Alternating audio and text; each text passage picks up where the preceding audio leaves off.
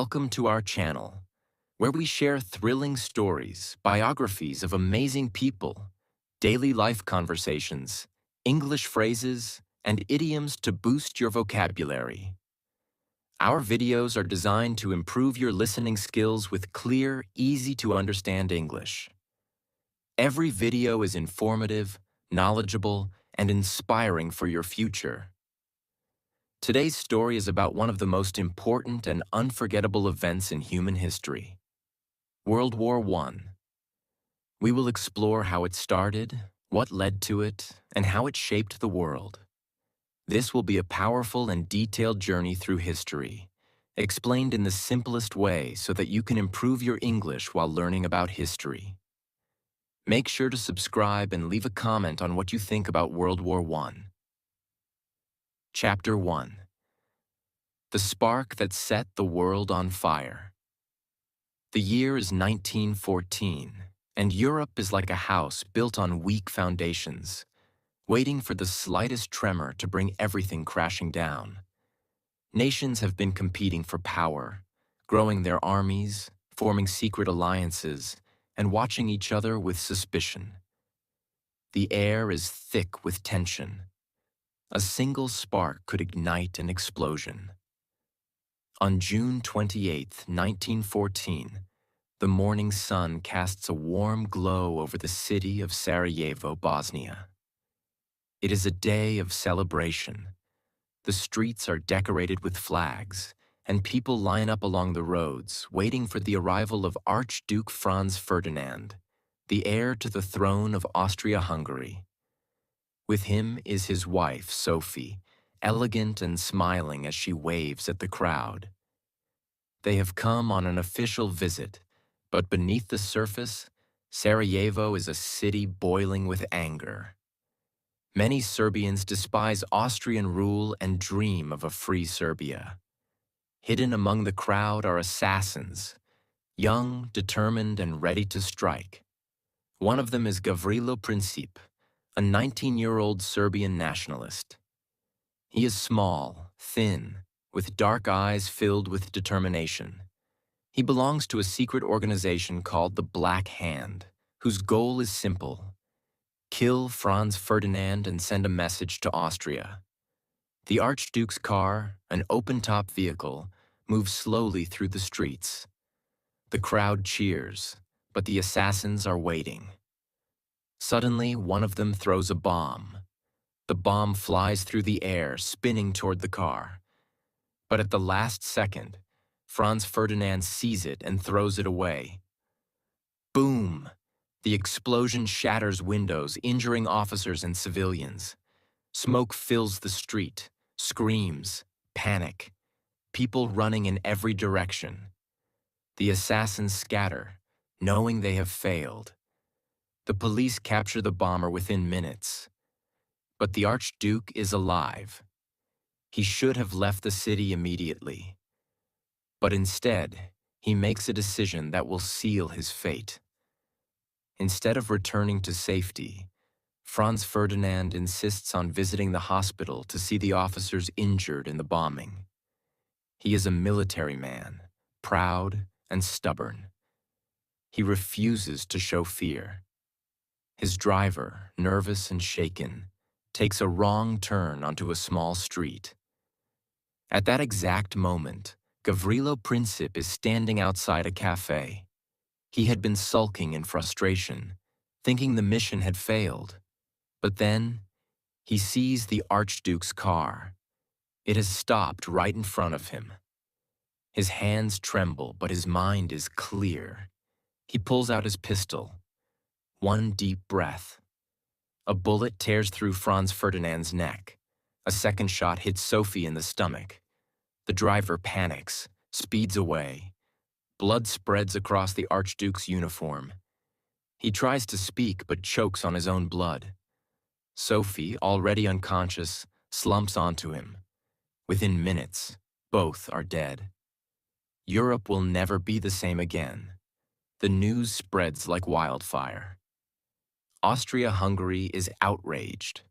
The government immediately blames Serbia and demands that Serbia punish those responsible. But Serbia, feeling confident with Russia's support, refuses to bow down. Austria-Hungary sees this as an act of defiance. On July 28, 1914, exactly 1 month after the assassination, Austria-Hungary declares war on Serbia. Russia, bound by an alliance with Serbia, declares war on Austria-Hungary. The dominoes begin to fall. Germany, Austria-Hungary's closest ally, declares war on Russia. France, Russia's ally, declares war on Germany. Germany, eager to strike first, invades Belgium to attack France.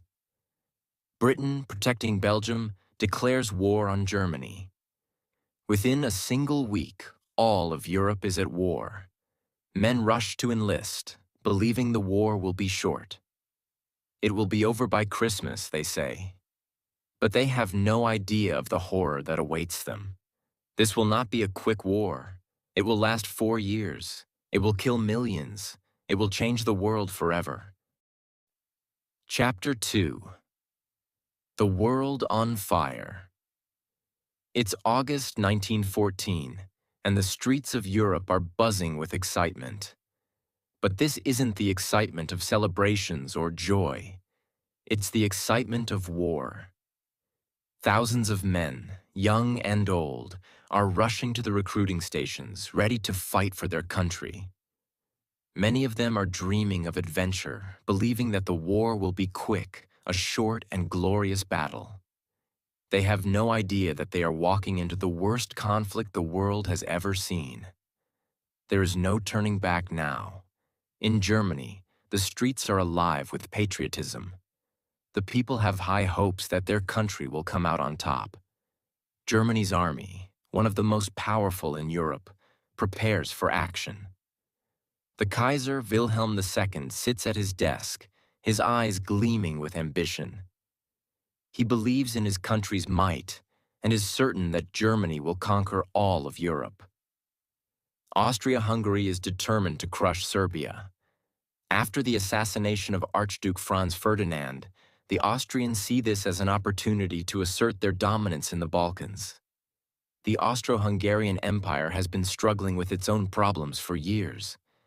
It's old, fragile, and divided, but the war gives it a chance to prove its strength once and for all. In Russia, the mood is a bit different.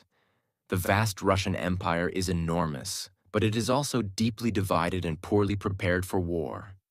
However, Tsar Nicholas II knows that he must defend Serbia, which is a close ally. Russia marches toward the battlefield, hoping to assert its power and protect its interests in the Balkans. Across Europe, there is a growing sense of unease. The alliances between nations.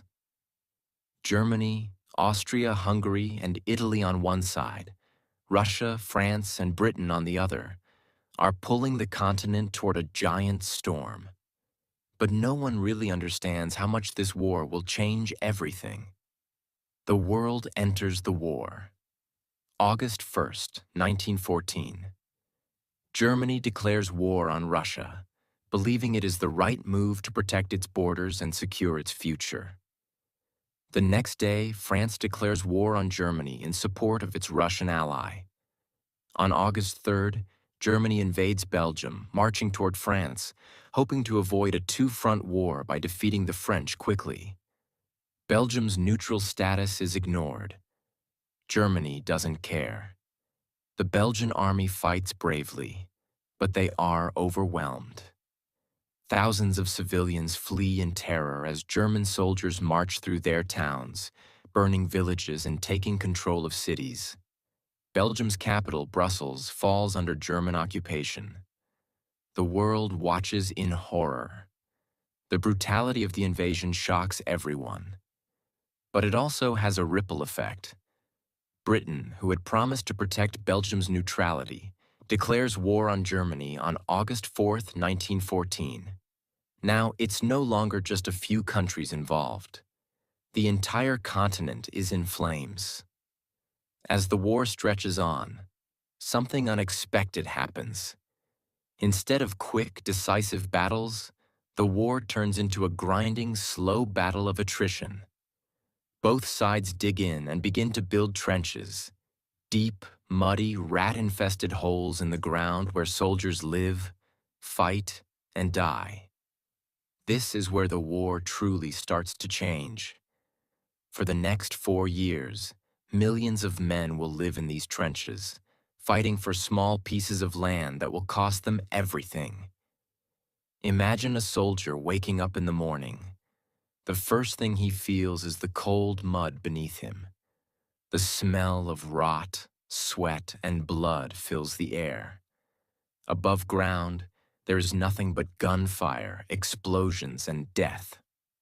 The soldiers are constantly under attack, sometimes from machine guns, sometimes from artillery shells that explode in the air with terrifying force. But it's not just the fighting that is terrifying. It's the mental toll that war takes on these soldiers. The constant fear, the feeling of hopelessness. They are stuck in the trenches with no way out, no future. The war seems endless. Every day is a battle just to stay alive. The Western Front, a line that stretches from the North Sea through Belgium and across northern France, becomes the most horrific part of the war. In these muddy trenches, men will fight for months over a few inches of land. No matter how hard they fight, no matter how many soldiers are lost, they are always at a standstill. The Germans on one side and the Allied forces, Britain, France, and later the United States, on the other.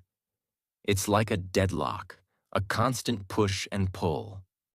One of the first major battles on the Western Front is the Battle of the Marne in September 1914. The Germans have advanced close to Paris, and it seems like they might win the war quickly. But then, the French and British forces fight back, stopping the German advance just in time. The Germans are forced to retreat, and the front lines settle into that deadly trench warfare. But in the trenches, it's not just soldiers who suffer. It's the civilians, too. Entire towns are destroyed. Homes are lost. Families are torn apart. Many civilians are forced to flee their homes, leaving everything behind just to survive. The Eastern Front in the east, between Russia and Austria-Hungary, is just as brutal. But it's different. The Russian army, though large, is poorly equipped and disorganized. Germany and Austria-Hungary crush them, forcing Russia to retreat. The Tsar's soldiers suffer terribly, starving and freezing in the harsh winter. But still, the war rages on. Months go by, and the soldiers begin to realize that they are trapped. They are stuck in a cycle of violence with no end in sight. The war, which seemed like it would be over in a few months, is now stretching into years. The fighting is endless. The suffering is unimaginable. There are moments of brief calm when the soldiers in the trenches can hear nothing but silence, only for it to be broken by a sudden barrage of artillery. The war is always looming, always a threat, and as the war rages on, other countries begin to enter. In 1915, the Ottoman Empire joins the Central Powers, and the United States begins to grow involved, though it will be another 2 years before they officially declare war on Germany in 1917. Meanwhile, in the trenches, the soldiers' lives become a strange mix of fear, boredom, and determination. They hear the sounds of machine guns and shells exploding in the distance. At night, they count the stars and wonder if they will see the sunrise. Their friends die beside them, and they wonder, why? Why is all of this happening? What is it all for? And yet, they march on, driven by a sense of duty and loyalty. But the worst part is yet to come. The use of new weapons, poison gas, tanks, and machine guns will soon change the face of war. The trench lines will become even more dangerous, and the soldiers will face even greater suffering than they ever imagined. This is only the beginning. The world is still in the early stages of this monstrous conflict. And yet, the soldiers know this. The war will only grow worse, and it will not be the short battle they imagined. The fire has started. The world will burn. Chapter 3. The war rages on. Imagine yourself in the middle of a battlefield. The sky is gray, filled with the sound of explosions and gunfire. There's no way to escape the noise, the chaos, the fear. The air smells of smoke, death, and mud. You're cold, you're hungry, and you don't know how long you'll survive. This is trench warfare, where men fight not for glory or honor, but just to stay alive. In the trenches, soldiers live like animals. They sleep in cold, damp conditions, often lying in filth, surrounded by rats and the bodies of the dead. The mud is so deep it feels like it will swallow you whole. There's no escape. For miles, there's nothing but dirt, barbed wire, and the constant sound of machine guns firing in the distance. Every soldier in the trench faces this same grim reality.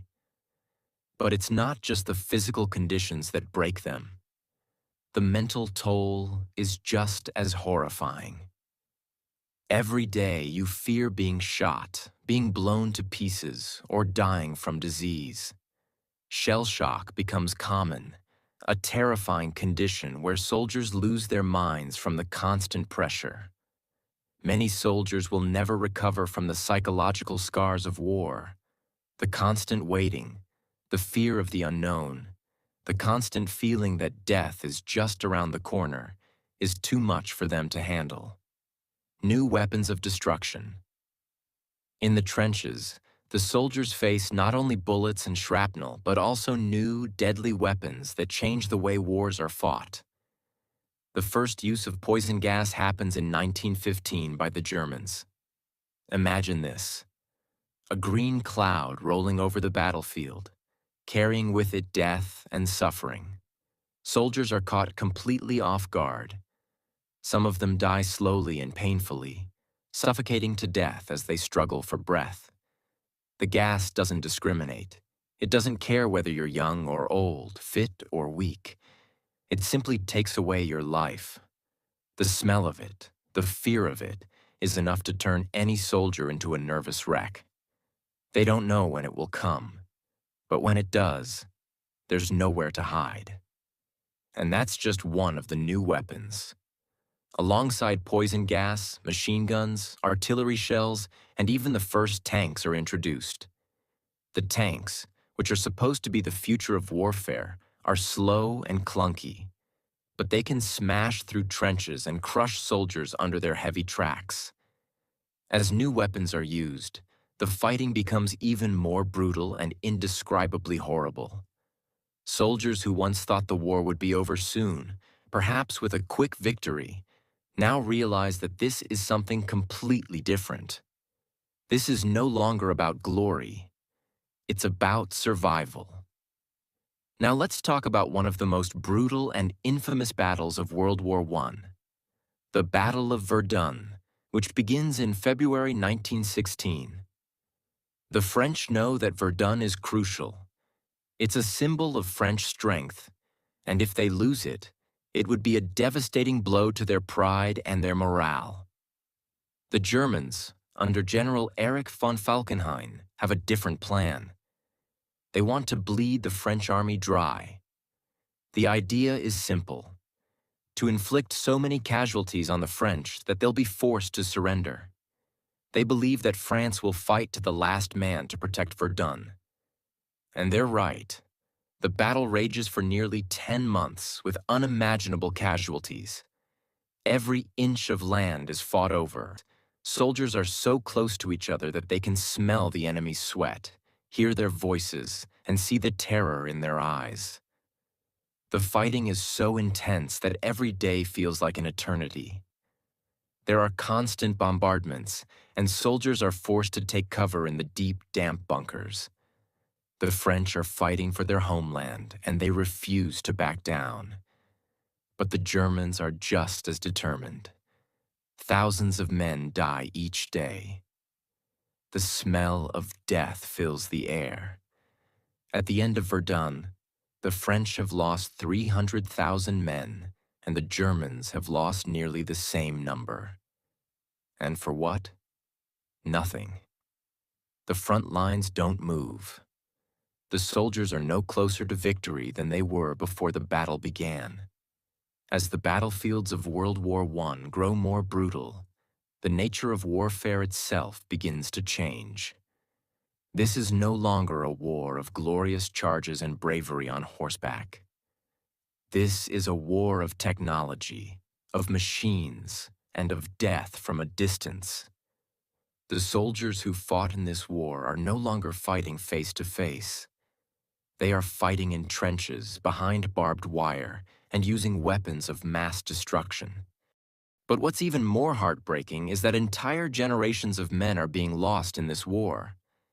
Young men, many of them still boys at heart, are sent off to die in a foreign land, never to return home.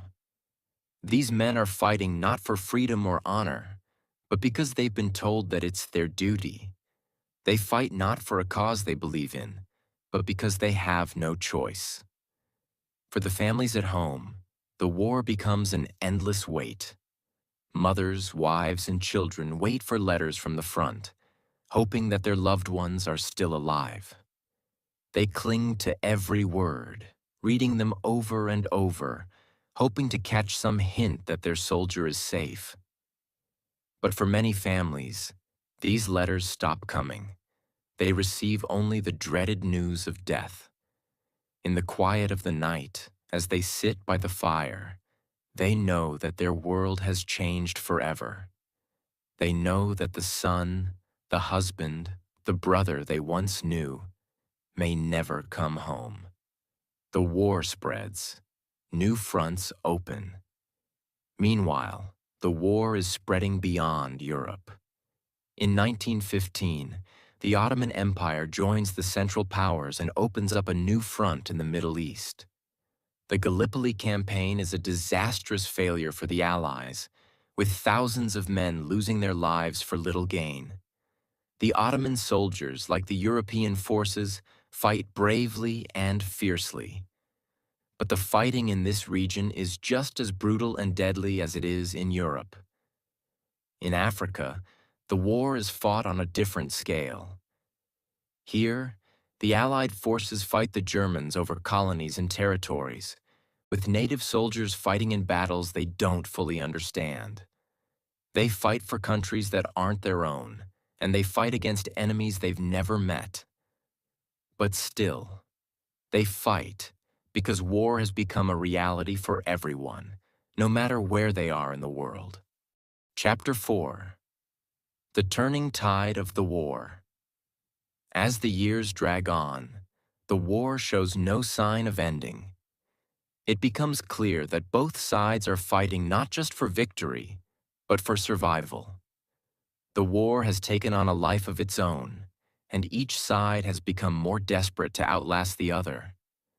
The fighting has become endless. It feels as though there will be no end to the suffering. The French, the British, the Germans, all of them are drained. They've lost millions of soldiers, families have been torn apart, and there's no clear winner in sight. Imagine being in a trench, facing the same enemy day after day.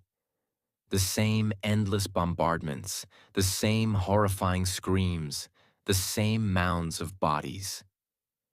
You begin to wonder if there's anything worth fighting for anymore. But despite all of this, the soldiers continue to fight, not for glory, but because they must. By 1917, the situation is desperate for the Allies. The Central Powers, led by Germany, are pushing hard, and the Allied forces are running out of strength. The French soldiers have fought tirelessly for years, but they're exhausted, both physically and mentally. The British forces are also struggling, and the United States has just entered the war, bringing hope but also new challenges. It's in the year 1917 that a new sense of urgency begins to spread. The Allies know they need to win, and they need to win soon, before the Germans completely break them. The German army, too, is starting to show signs of wear. The soldiers are tired, they're hungry, they're starting to lose hope. The shocks of war have left their mark on everyone, and the Germans know that they are fighting on the brink of collapse. The United States enters the war. Then, in April 1917, something incredible happens. The United States enters the war. President Woodrow Wilson declares war on Germany, and it is like a spark that ignites a wildfire. The American soldiers bring a fresh energy, new resources, and a massive supply of men to the battle. Suddenly, the Allies have a new force behind them, and the Germans realize they are facing an enemy they cannot defeat alone. The arrival of the United States is like a breath of life for the Allies. The soldiers, who have fought for so long, are given renewed strength. The American soldiers don't know the full horror of the war they are entering, but they are full of patriotism and a desire to help their allies. Their numbers are overwhelming, and with them comes technology and modern tactics that will change the course of the war. The Allies' great offensive begins in 1918. With the help of fresh American troops, the British and the French launch a massive counterattack. This is no longer a battle of attrition. This is a decisive move, a last-ditch effort to break the Germans. The Allied forces push through the German lines with an intensity they have never had before. For the first time in years, they begin to make real gains. The Germans, who had once been confident in their victory, are now reeling. The strength of the United States, combined with the sheer determination of the French and British, is too much for the Central Powers. As the Allied forces march forward, there is a sense of hope, but also fear. Everyone knows this could be the end of the war, but no one knows how many more lives will be lost before it's over. The Germans, fighting in trenches, are pushed further and further back. Desperate, they continue to fight, but every step forward by the Allies feels like a step closer to the end of the war. As the Allied forces advance, something incredible happens. The Central Powers begin to collapse. The Austro-Hungarian Empire, one of the main members of the Central Powers, begins to disintegrate.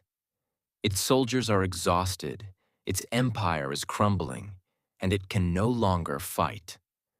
In October 1918, Austria-Hungary surrenders to the Allies. This is a crucial moment because it means that the Central Powers are no longer united.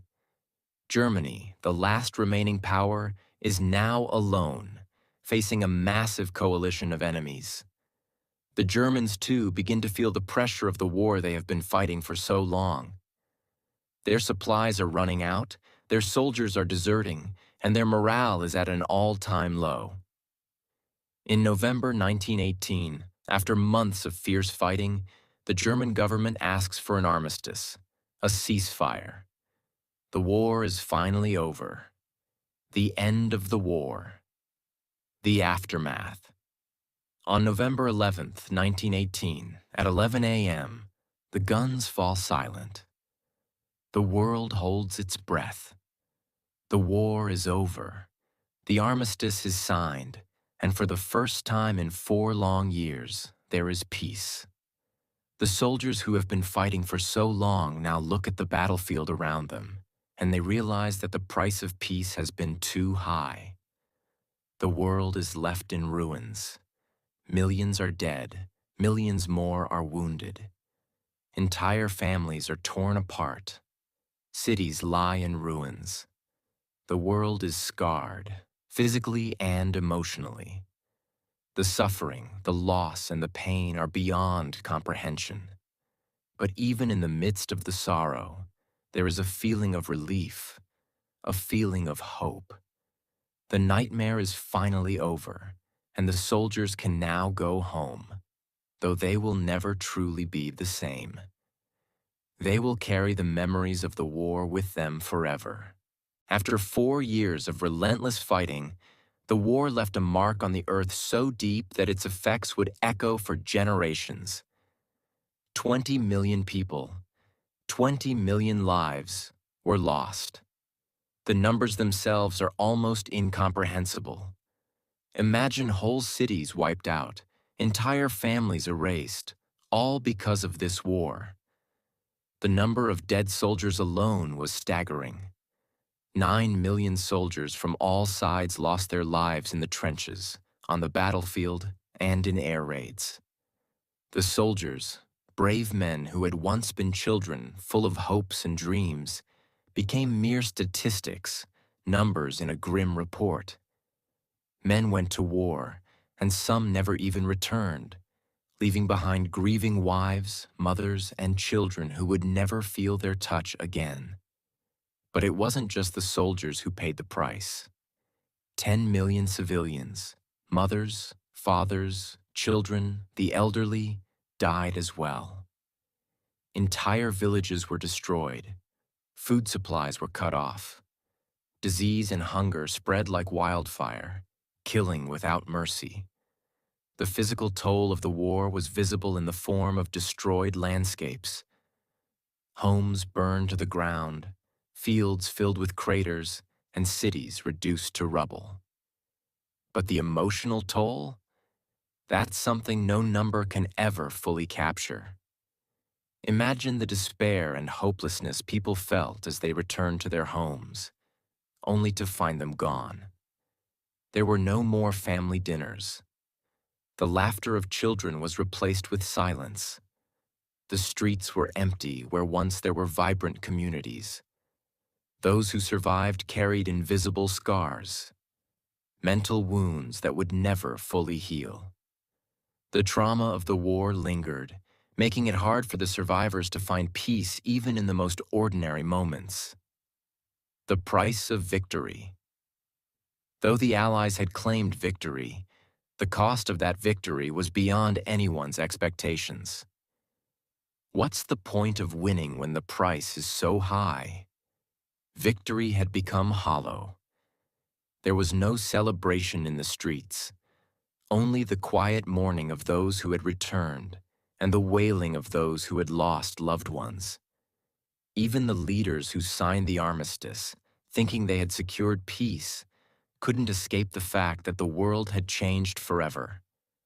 Emperor Wilhelm II of Germany, once the proud ruler of an empire, had been forced to abdicate. Austria-Hungary, a once mighty empire, was split into pieces. Nations that had once been the giants of Europe were now broken. The Austro-Hungarian Empire, the Russian Empire, and the Ottoman Empire, all had crumbled under the weight of war. The leaders gathered in Versailles, France, to sign the Treaty of Versailles in 1919. It was supposed to be a treaty of peace, but instead, it set the stage for future turmoil. The treaty placed the blame for the war squarely on Germany's shoulders, forcing the country to pay heavy reparations and disarm its military. Germany was humiliated, and its people felt betrayed by their own government. This treaty sowed the seeds of resentment and anger that would eventually give rise to World War II. And what about the soldiers who made it back? The men who returned from the front lines, who had witnessed horrors beyond imagination. They came home, but they were never truly the same. The physical scars were easy to see, limbs lost, wounds that would never heal. But the mental scars were hidden deep inside them. The war had broken something in them that could never be fixed. Imagine being one of these men, walking back into a world that feels completely foreign. A world where people talk of peace, but you've seen the worst of humanity. You've stared death in the face, heard the screams of your friends, and smelled the fumes of burning cities. How could you return to normal life after that? Post-traumatic stress disorder, PTSD, wasn't recognized back then, but many of these men carried it with them for the rest of their lives. Nightmares, flashbacks, and overwhelming feelings of guilt. They had survived, but at what cost? They had sacrificed their innocence, their humanity, and their futures. Many of these men could never truly reintegrate into society. The world had moved on, but they had been left behind, lost in the shadow of war. But in the ashes of this destruction, there was also a sense of rebirth. New countries were formed from the rubble of the old empires. Czechoslovakia and Yugoslavia were born, nations carved from the lands of the fallen Austro-Hungarian Empire. The Ottoman Empire collapsed, and its lands were divided among the Allies, changing the face of the Middle East forever. The Russian Empire also collapsed, leading to the Russian Revolution of 1917, where Vladimir Lenin and the Bolsheviks took control, setting the stage for the rise of the Soviet Union. The old powers were gone, but new powers were emerging, and the world was rapidly changing. For many, this was a time of hope, a time when people believed they could build a better world. But the scars of the war would remain, and the lessons learned would never be forgotten. As the survivors picked up the pieces of their shattered lives, they also carried the memory of the war with them, hoping to never see anything like it again. Today, when we think about World War I, we don't just think about the battles, the weapons, and the politics. We think about the lives lost, the dreams shattered, and the families destroyed. We think about the soldiers who went to war, not knowing they would never return. We think about the survivors who came home, only to find that their home was no longer the same. Every memorial, every grave, every poignant symbol, they remind us of what happened. The war may be over, but its legacy lives on. The soldiers who died are not just numbers. They are fathers, sons, brothers, friends. We must never forget them. And as we reflect on the war, we realize that the true lesson is not just about the horrors of war, but about the importance of peace.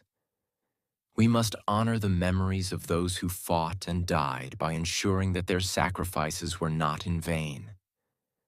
We must work to create a world where such a catastrophe never happens again.